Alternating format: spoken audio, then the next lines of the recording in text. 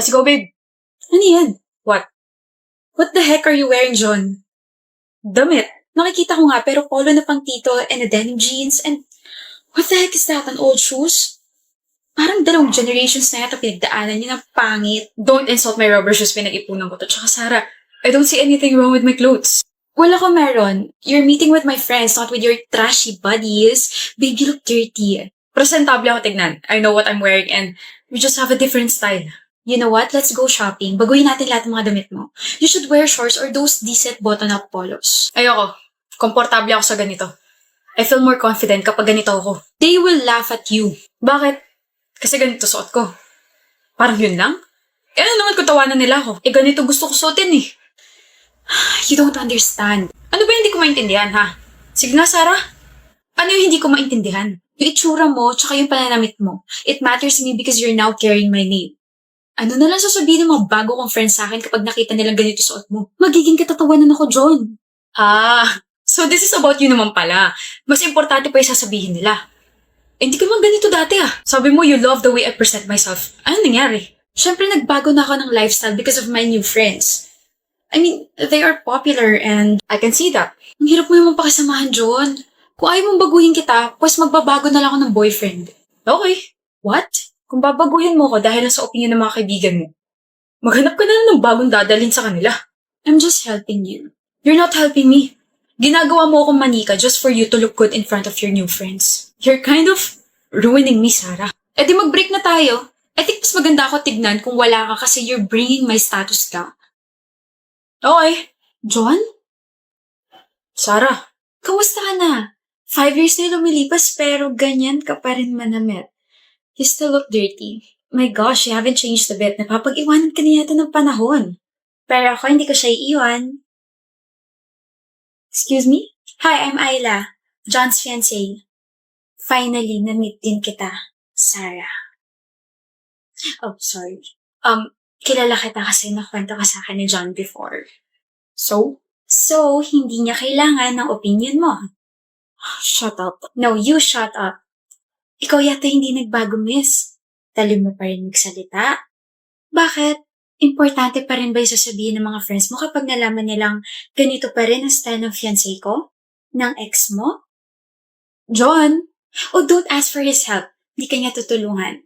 Well, kapag ex na, bawal na magmakapalang muka. You know, Sarah, I'm sorry pero I'm very happy na nakapaghiwalay ka sa kanya. Kasi I get to see him every single day and appreciate John for just being himself. Kaya umalis ka na dahil ang sakit mo sa mata. Whatever. Whatever. Wish wala kang ginagawa. Bakit? Di ba gamay mo na yung recent topic natin sa calculus?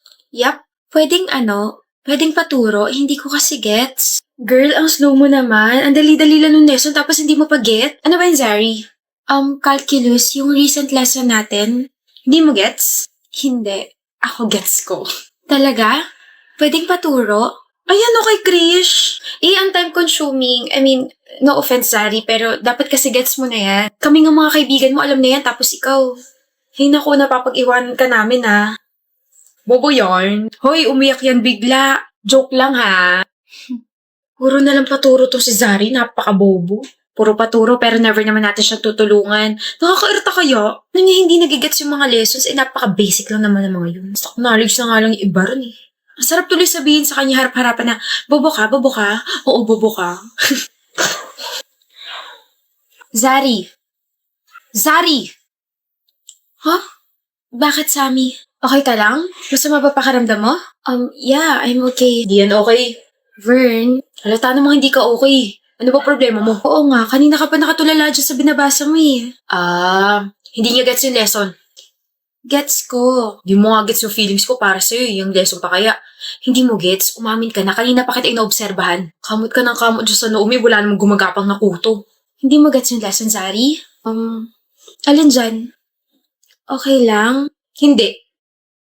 Hindi okay na magsinungaling ka? Alin dyan yung hindi mo gets? Tutulungan ka namin, Sammy.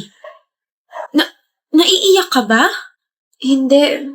Sabi hindi nga okay magsinungaling eh. Akala ko kasi imamock niyo ako. What? Akala ko kasi sasabihin niyo na slow ako, nabobo ako kasi hindi ko gets yung lesson. Zari, are you kidding me? Kapag may hindi naman kami gets na ibang lessons, nandyan ka kaagad para turuan kami. No judgment at all. So bakit naman namin sasabihin yun? Bakit ka naman namin imumock? We do understand kung gaano kahirap mag-aral. Walang madaling lesson. Zari, mga kaibigan mo kami. Cringe man pakinggan pero ang magkakaibigan nagtutulungan at hindi nagbababaan. There's no competition between us. Healthy competition, yes. Pero not to the point na magiging insensitive kami sa side mo.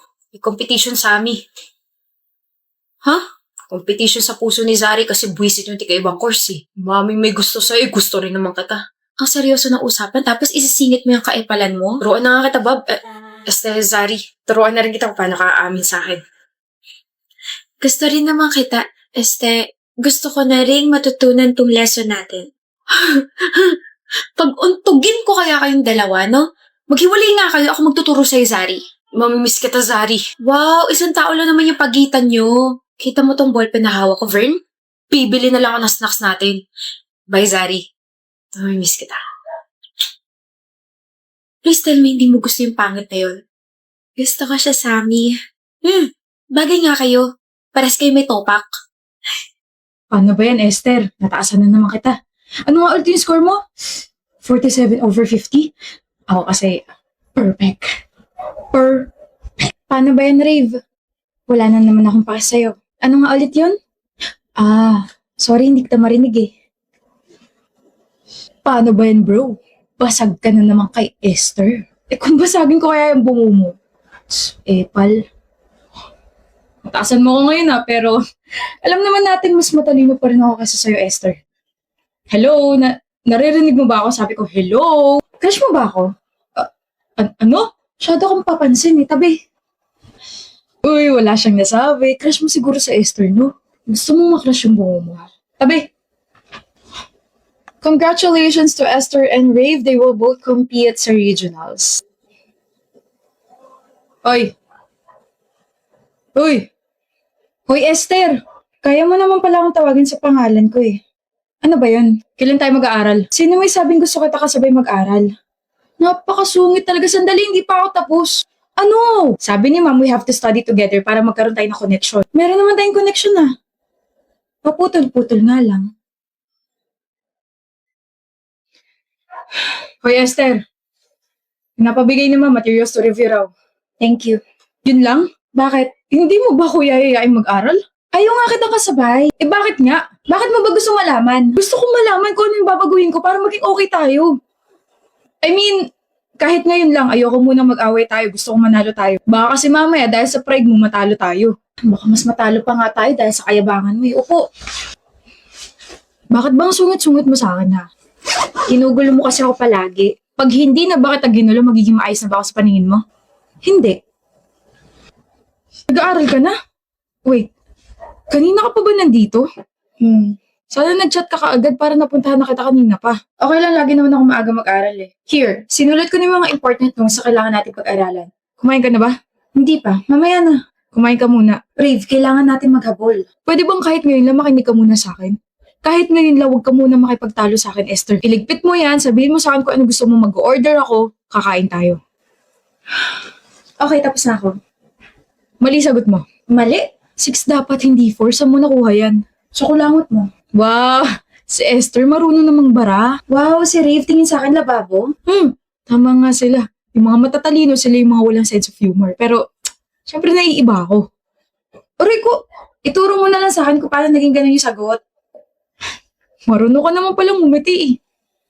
Huwag mo nga i-gatekeep yan. Ganda mo kaya. Ready ka na? Okay ka lang? Oo, kulang na sa tulog. Sabi ko naman kasi sa'yo, maaga ka magpahinga. Pwede bang wag mo na akong pagalitan, Rave? Let's just finish this competition tapos bumalik na tayo sa dati. Why are you giving me that kind of attitude? Akala ko ba okay na tayo? Ano yung gusto mo ha? Yung dati? Na inaasar kita tapos ikaw wala kang pakialam sa akin? Ayoko. Pinakasamahan lang kita for extra points. Huwag kang umasta na close tayo. Bakit gusto mo makipaghiwalay? I'm sorry, Aubrey. Kailan, bakit nga? Sabi mo forever na tayo. Sabi mo never ka makikipag-break sa akin. Bakit ganito?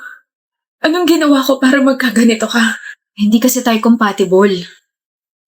Hindi compatible pero umabot tayo 1 taon. May mga ganun talaga, Bri. Late na nilang nare-realize na hindi pala sila para sa isa't isa. Huwag na natin ipilit kasi pares na tayo masasaktan.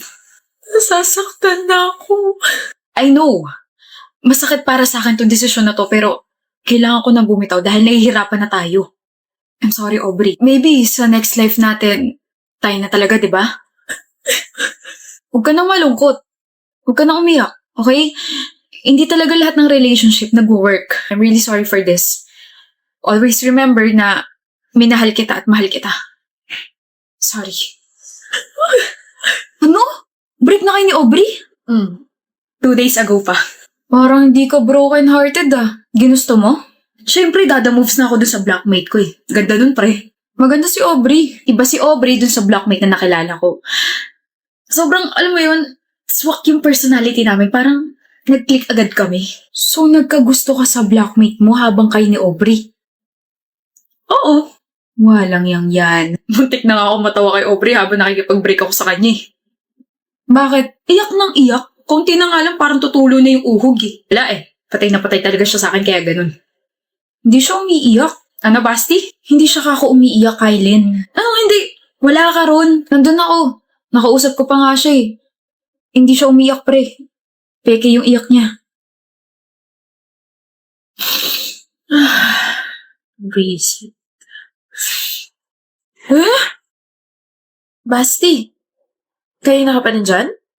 Oo. Sorry, pero... Umiiyak ka lang, di ba? Tapos, biglang... Wow, ang bilis namang mag-shift na emotions mo.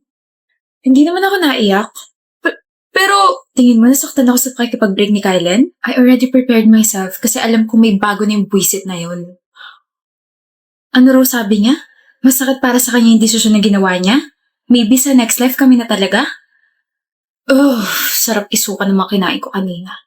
Shocks, kinikilabutan ako.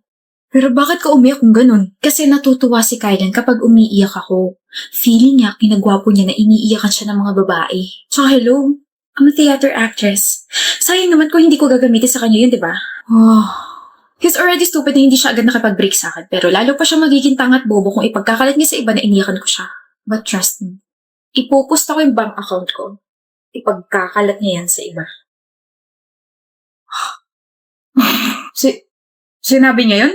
Oo, tapos natawa pa nga siya kasi mukha ka raw tanga habang kinakausap siya tungkol sa hindi niyo pagiging compatible, something like that.